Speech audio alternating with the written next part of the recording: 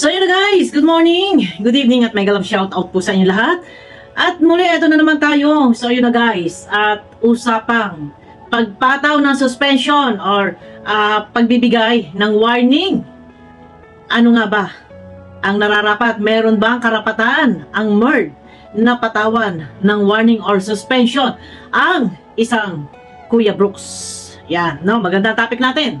At paglilinaw po sa lahat, ay meron nga bang karapatan ang MERD na patawan ng suspension?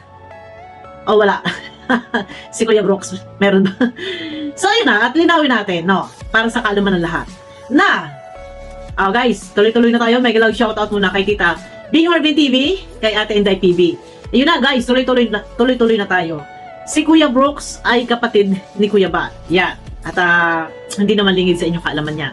Kapatid nila, si Tita Emmy. Pero, sino nga ba si Kuya Brooks sa Kalingap? No? Ito, lilinawin natin ha. At meron tayong gagamitin na video clip. Ito po ay likha ni Kuya Bal. At ayun na, si Kuya Brooks pala ay hindi sulit Kalingap. At isa lamang siya, ika nga independent or freelancer, strike everywhere. Everywhere, tigas. Strike everywhere. Pwede siya kay Pugong Piero. Pwede siya kay Tekram. Strike everywhere. Freelancer. Yan, independent, malaya, nag-iisa solo sa buhay. Hindi 100% nakalinga. So ayun na guys, at likha ni Kuya Bal sa mga gusto makapanood ng kabuuan live, nandun po sa kanyang YouTube channel. So ayun na guys, napakinggan nyo muna. Kuya Brooks, alam ko naman na ikaw ay freelancer. Hindi ka pwedeng patawan ng suspension. Sabi mo din sa last part ng iyong live, may team eh. Isuspindi mo ako. Hindi pwede, Kuya Brooks. Kasi ikaw, Kuya Brooks, ay isang freelancer. Ang binigay namin sa inyo, ni Balsats Matubang kay Kuya Brooks ay special privilege. Bakit po? Kasi mismo mula sa kanyang bibig, sinabi ni Kuya Brooks, ako ay freelancer. Ibig sabihin po, mga kalingap, hindi sila 100% kalingap. Freelancer. Ayun na. Hindi 100% na kalingap si Kuya Brooks. Freelancer. Yan. At mismo, sa kanyang bibig naman din talaga nanggaling to eh. Sinabi na rin naman niya talaga nun eh, na siya ay freelancer. So, ayun na guys, no? Unang-una, hindi rin dapat si Kuya Brooks nag-aalala.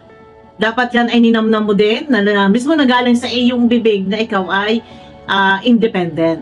No? Kung ikaw man ay lumabag sa kalingap, sa mga rules ng kalingap, hindi ka naman sulit kalingap. Hindi ka naman talaga kalingap partners.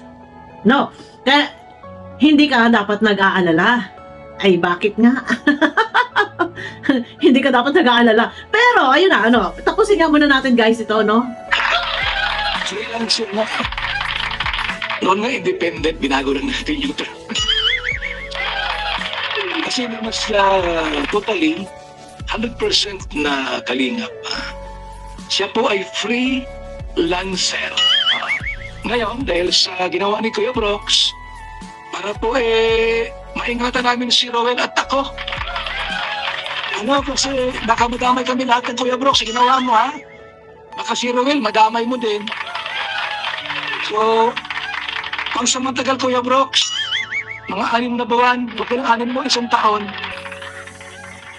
So, yun na.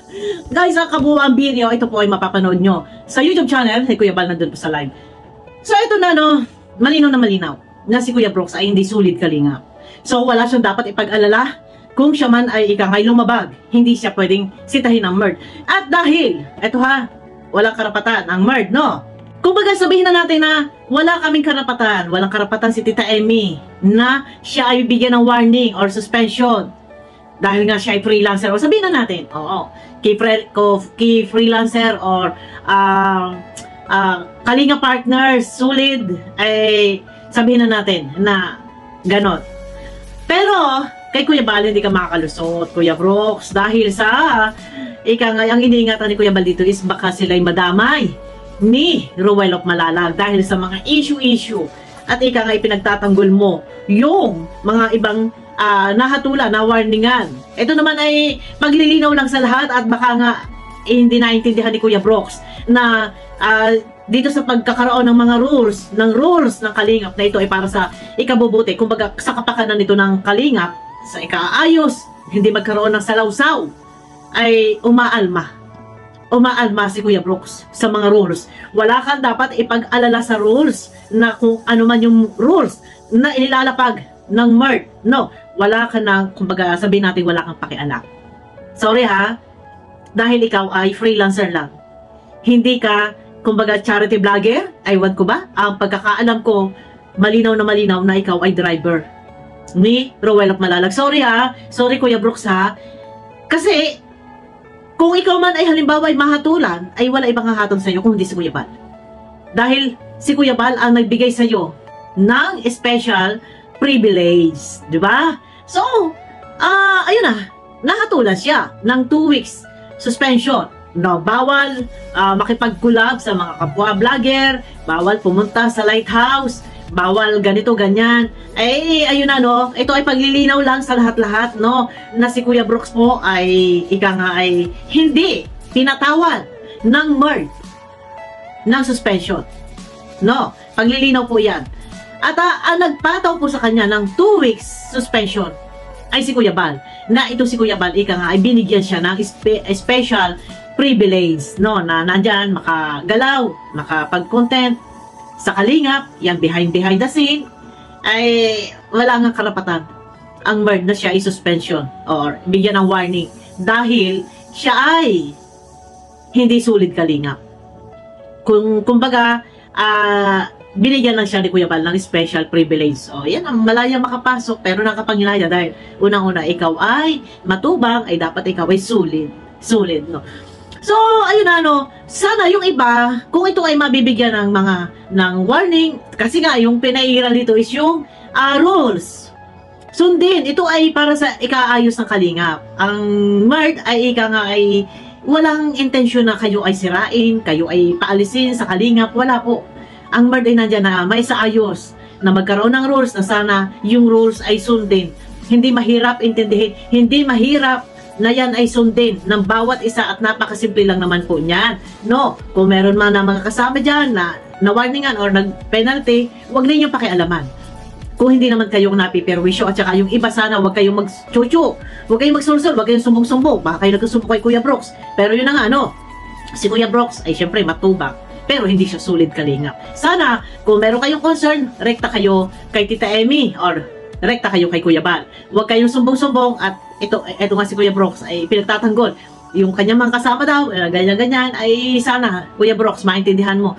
Rules is rules. Walang kapakapatid. Walang pinsan. Walang kamag-anak. Yan ang sinasabi ni Kuya Bal. Kaya, yun na, no, kahit kapatid ka, ay may suspension ka. Ay wala tayong magagawa. Kailangan sundin ang rules. Hindi po napakahirap intindihin yan. Yan po ay para sa kapakanan ng Kalingap. At yun na, no, paglilinaw lang, hindi sulit Kalingap, si Kuya Brooks, freelancer, at hindi po ang MERD ang nagbigay ng hatol ng 2 weeks suspension.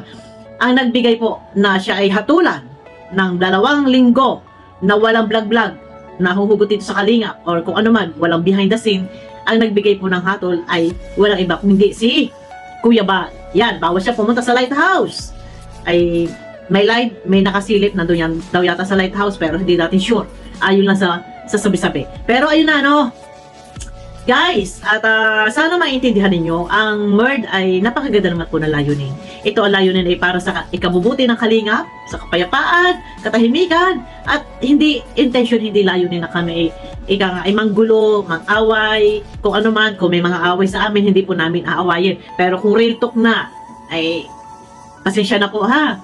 Pag-usapang real talk at ika nga ay pag nasasapon ay namnamin lang po ninyo yun, no? Speaking of namnam, wag na, palitan na lang natin. Intindihin na lang po ninyo kung ano yung pinupunto kung sa usapang real talk. Kung ayaw madaan sa masinsinan o maayos na pakiusapan, ay doon tayo sa real talkan.